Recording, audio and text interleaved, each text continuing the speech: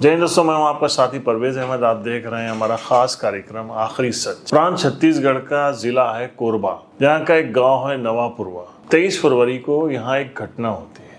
रात में घर के बाहर सो रहे 56 साल के राम सिंह कंवर की हत्या कर दी जाती है।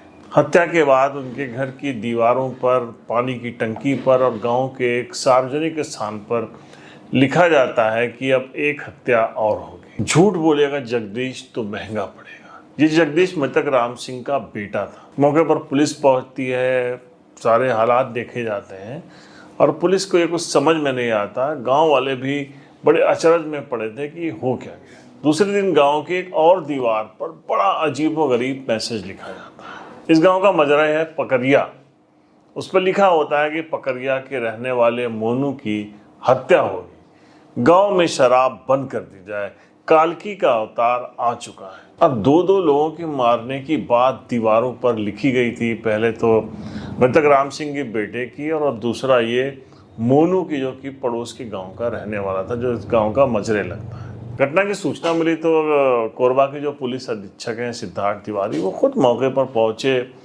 दीवारों पर जो लिखा था उसको देखा। अब पुलिस भी सोचने लगी ये कल्कि का अवतार कहाँ से पैदा हो गया, कौन है ये कल्कि का अवतार। अभी पुलिस को भी ये मामला समझ में आ नहीं रहा था, लेकिन गांव में दहशत फैल रही थी। धीरे धीरे एक हत्या हो गई थी, 2 लोगों की और हत्या करे जाने की बात दीवारों पर लिखी हुई थी। अब तीसरे दिन एक और नया मोड़ आता है। गाँव का जो शमशान घाट था, जहाँ राम सिंह का अंतिम संस्कार किया गया था, वहां शमशान घाट पर मुक्तिधाम पर एक तलवार लटकी हुई थी और वहीं पर एक पत्र लिखा हुआ था। पत्र में अब लिखा था कि 5 हत्याएं और होंगी, झूठ बोलना बंद कर दिया जाए, शराब बंदी हो जाए, गांव में कोई शराब नहीं पिएगा और गांव के 5 लोग बहुत जल्दी मार दिए जाएंगे।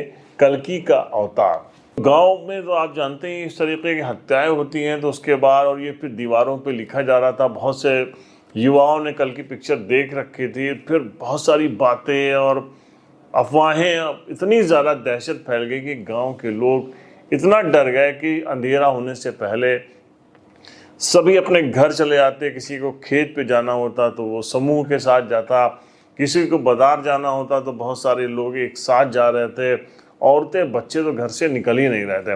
पुलिस के लिए भी लोगों के अंदर जो है वो निर्भीक हो गए लोग रहे। इसके लिए एक बड़ा चैलेंज था, हत्यारा कौन था, ये सब बातें दीवार पे कब लिख रहा है वो, ये सब पुलिस के लिए एक बहुत बड़ा एक चुनौती बन गई थी। और एसपी सिद्धार्थ तिवारी ने प्रेस कॉन्फ्रेंस बुलाई थी, उसमें कहा भी था कि हम बहुत जल्दी पकड़ेंगे और ये अफवाहों पे ध्यान न दें, लेकिन गांव में कौन रुकने वाला है और कैसे गांव में अफवाहों को रोका जा सकता है। अब dog squad, crime branch, surveillance, स्वाट टीम, मतलब एसपी ने 26 लोगों की भारी भरकम टीम बनाकर गांव में लगा दी थी, जो निगाह रख रहे थे उनके, जो जिनको चैलेंज दिया गया था मारने के, उनको सुरक्षा दे रही थी। गाँव वालों की सुरक्षा के लिए और गाँव में कौन आ जा रहा है सब कुछ पता कर रही थी। अब पुलिस के हाथ एक अहम जानकारी इस बीच में ये लग गई कि ये जो जगदीश कंवर है, जिसके पिता राम सिंह की हत्या हुई, और जगदीश कंवर के लिए लिखा गया कि अगर वो झूठ बोलेगा तो उसका अंजाम भुगतेगा, मारा जाएगा। तो मतलब कौन सा झूठ बोलने वाला था। पुलिस अब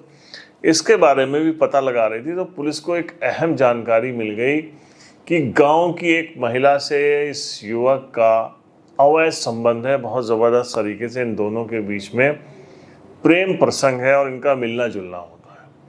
अब इन दोनों के बारे में, इन दोनों के जो नंबर्स थे वो खंगाले गए, तो पता चला वो जो महिला है उसका एक और युवक से कंटिन्यूसली उसकी बातचीत होती है। पुलिस ने अब उसके बारे में भी पता लगाया, तो वो पता चला कि वो लड़का है विकास यादव। सिवनी का वो रहने वाला था, लेकिन इसी गांव में वो रह रहा था। उसका इस महिला से भी बड़ा ज़बरदस्त तरीके के संबंध उसके भी थे। पुलिस को काफ़ी कहानी समझ में आ गई थी, तो एक एक करके उठाए गए, हिरासत में लिए गए, पूछताछ की गई। विकास गुमराह करता रहा, वो महिला गुमराह करती रही, लेकिन जब तीनों से सख्ती से बातचीत की गई तो पता चला कि इस कहानी के पीछे विकास यादव है। विकास की प्रेमिका थी वो महिला, और उसका भी प्रेमी था जो राम सिंह का बेटा था। तो उसको ये बात बड़ी नागवार गुजर रही थी। उसने कई बार टोका टाकी भी की, लेकिन वो महिला दोनों से संबंध रखे हुए थे।